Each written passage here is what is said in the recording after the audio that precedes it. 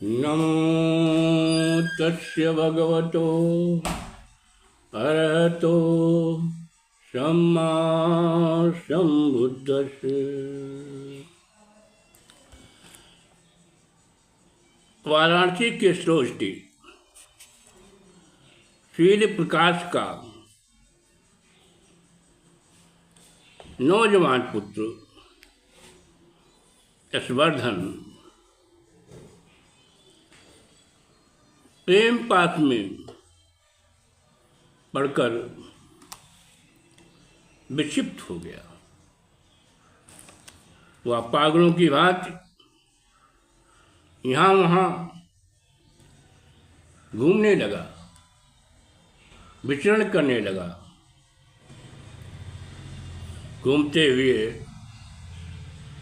वह सारनाथ के ऋषपत्तन के मृगदाय वन में पहुंच गया। आय गयों लहि प्रात पुन सो ऋषपत्तन पास, विचरत जप नहीं आपत हो राग करन बकवास। श्रोष्ठ पुत्र यशवर्धन घूमते घामते सवेरा होने पर ऋषपत्तन के पास आ गया। वहाँ घूमते हुए वह अपने आप ही बकवास करने लगा। बड़े दुख लोग विपत्ति बड़ी जोई, जाऊं कि तय पथ समझ न सोई। तबहि तथागत लख भल भोरू, विचरत आए गए तह ओरू। इस संसार में वहाँ बड़ा दुख है, बड़ी विपत्ति दिखाई देती है। मैं कहाँ जाऊँ, कोई मार्ग नहीं दिखाई देता है। उसी समय सुंदर सवेरा देखकर तथागत बुद्ध विचरण करते हुए उसकी तरफ आ गए। उर्गति तासु गए जिय जानी, बोल उठे उदबोधक खानी। लोक समस्त है दुख धावा, पारक पंथ तदपि मैं पावा। तथागत ने उसके मन की दशा को अपने में जान लिया। वे उसे जागृत करने वाली वाणी में बोले, यह सारा संसार दुख के दावाग्नि में जल रहा है, लेकिन मैंने मुक्त का मार्ग पा लिया है। अब हूँ संगता पाऊँ राहूँ, बौरही बात बचाऊँ दुख दाहूँ। आए गऊँ जब सो लगे पीछे, धर्म तत्व उपदेश नहीं हो। मेरे साथ आओ तो तुम्हें लाभ होगा, मेरी तरह तुम भी दुख से जलने से बच जाओगे। जब वह तथागत के पीछे लगकर आवास में आ गया तो उन्होंने उसे धम्म का उपदेश दिया। उपसन्न सुगत पुण्य कीन्हा, संग शरण महता कहलीन्हा। शील प्रकाश ससंकटि सोचू, आ कब कात यति अंत सपूर। फिर तथागत ने उसे उपसंपदा देकर संघ की शरण में ले लिया। उधर शील प्रकाश अपने पुत्र की चिंता में चिंतित हो रहा था। उसका वीर हृदय बहुत घबरा रहा था। रात न आऊँ सोचियत, सोच गयों हर वाई।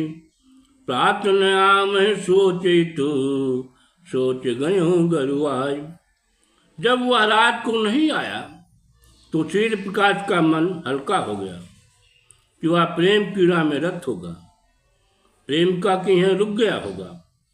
लेकिन जब वह सवेरे तक नहीं आया तो इसकी सोच बढ़ गई। इतुति खोज विपुल चरहारे, पाए न ताहे फिरे मन मारे। मैं यति पुत्र शोक बस माता, कि नहीं को अवसु अपघाता। शेष के द्वारा अपने पुत्र की खोज अनेक जगहों पर करवाया गया, परंतु वह नहीं मिला। वह पुत्र के शोक में व्याकुल हो गया कि मेरे पुत्र के साथ कहीं कोई अनहोनी तो नहीं हो गई। पुत्र के गायब होने से निरंतर व्याकुल तथा शोक संतप्त रहता था।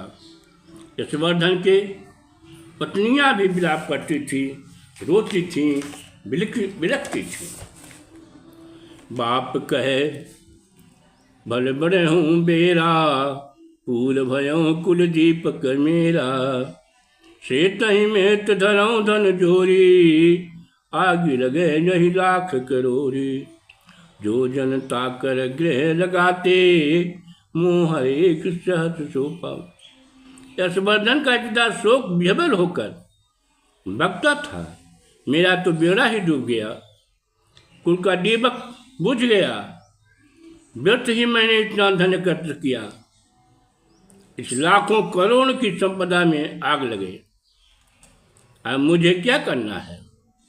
जो व्यक्ति उसे खोज कर लाएगा उसे मैं 1000 स्वर्ण मुद्राएं दूंगा। सोच चित्रप्रकाश तथा उसके आदमी यशवर्धन को खोजने में लग गए। सारनाथ के हर गली कुचा में खुदाई होने लगी।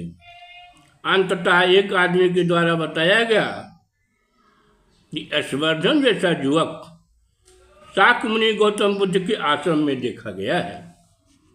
वे आश्रम में पहुंचे तो वहाँ भगवान बुद्ध प्रवचन कर रहे थे। परिवर्जकों के मत भिक्षु के रूप में यशवर्धन बैठा था। जब श्रेष्ठ चित्रप्रकाश ने भगवान बुद्ध से पूछा, हे मुनिराज, मेरे पुत्र गायब हो गए हैं, उसका नाम यश है, उसके बिना मैं अत्यंत व्याकुल व दुखी हूँ। पुत्र तुम्हारे ही आगे, सकहु न देख विषम दुख दागे, जांच परख पहचानहु आचे, जस रुच होए करहु तस पाचे। तुम्हारा पुत्र तो तुम्हारे ही आगे है, तुम भीषण दुख में जले हुए हो, इसलिए उसे देख नहीं पाते हो। तुम उसे जांच परख कर ठीक से पहचानो, तो जैसी इच्छा हो वैसा करो। तब चित्रप्रकाश ने भगवान बुद्ध से करवत प्रार्थना किया, हे भगवान, यही एक मात्र मेरा पुत्र और मेरा सहारा है। इसके बिना इसकी माता, इसकी पत्नियां व्याकुल होकर विलाप कलाप कर रही हैं और सब चिंतित व व्यथित हैं। विषय विकारन के गढ़ तोरी, आई गई भव बंधन छोरी, सोत हराय फते तही फंदा, को यही लोक है असनंदा। यह विषय वासनाओं के दुर्ग तोड़कर सांसारिक सुख भोग के बंधनों में मुक्त होकर यहाँ आ गया है। अब फिर वहाँ जाकर फंदे में फंस जाए, ऐसा मूर्ख इस संसार में कौन है। जाए सदन तनु जात तो ताहि तहाँ लो जाऊं, मोह पहयावन जान हिते, रोज कबहु नहीं काम। फिर भी अगर तुम्हारा पुत्र घर जाना चाहे तो उसे वहाँ से ले जाओ। मेरे पास आने जाने के लिए कभी किसी का रोक नहीं है। भिक्षु यशवर्धन ने अपने माता पिता को समझाते हुए कहा कि अब मैं विरागी हो गया हूँ, वैराग धारण कर लिया हूँ, भिक्षु बन गया हूँ और इसमें मुझे सुख व शांति है। अब मेरा ना कोई माता है, ना पिता है, ना पत्नी है। अब संसार ही मेरा घर है। मुझ में शील समता उत्पन्न हो गया है। मुझे अपने और पराये सब समान लगते हैं। तात न मात न बेन न बामा, धन संतोष जगत सब धामा, शील समत उपजूरी लागे, आपन यान समान ही लागे। छारहि संग सबे सब केरा, जाहि सबे तज रैन बसेरा, मोहित हेतु वृथा पछिताहूँ, तजहूँ विषाद बहुर घर जाऊँ।